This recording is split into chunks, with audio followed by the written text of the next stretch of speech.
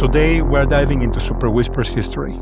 This is where you can find, reuse, and reprocess your past dictations, but the history is way more than just an archive. If you really want to get the most out of the app, understanding all you can do in this tab is essential. It lets you look behind the scenes, helping you grasp how Superwhisper works, and it can also help you figure out what might be going on if things do not turn out like you expected. You can get to history quickly in a couple of ways. One is directly from the menu bar, or you can open it by right-clicking the mini recording window. If you're already in the settings panel, you can just jump to the history tab here. I'll do a short dictation.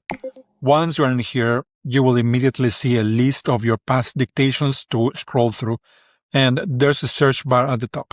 This is a full text search on your results, so it finds things beyond what's visible. Let me show you what I mean. If I search things visible, I get this dictation. I only need to expand to confirm. You can see this is not an exact match, which gives you some flexibility if you don't remember the precise wording you dictated. I want you to notice that you can always right-click to copy, delete, or select multiple items. If you click here, you can even select all and then clear everything at once. Now, inside each item, you can see what the voice model transcribed and then the result after the prompt was applied. This, of course, depends on the mode you used. For example, here's a before and after where the difference really shows because I used the note mode to structure my raw dictation.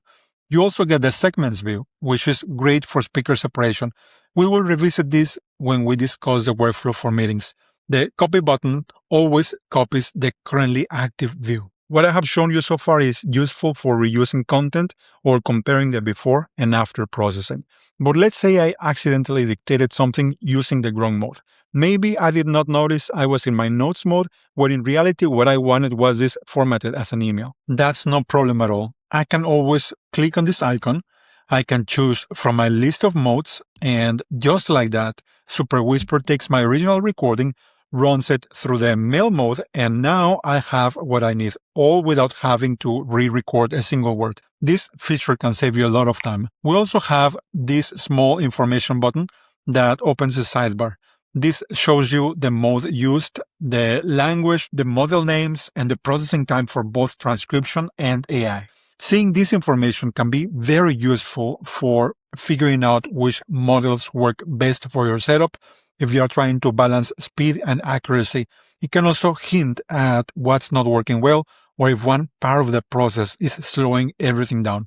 Something that is very important here, especially for learning and customizing Superwhisper, is the prompt area in this sidebar.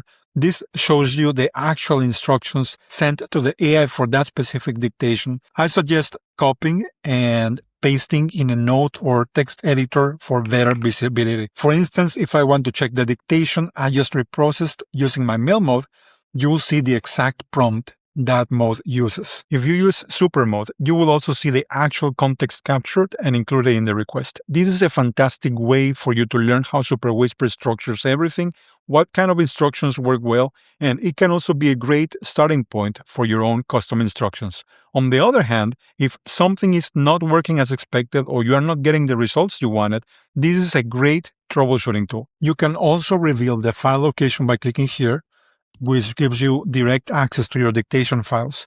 This is useful for backups. Let's say you recorded a meeting and want to keep those files safe.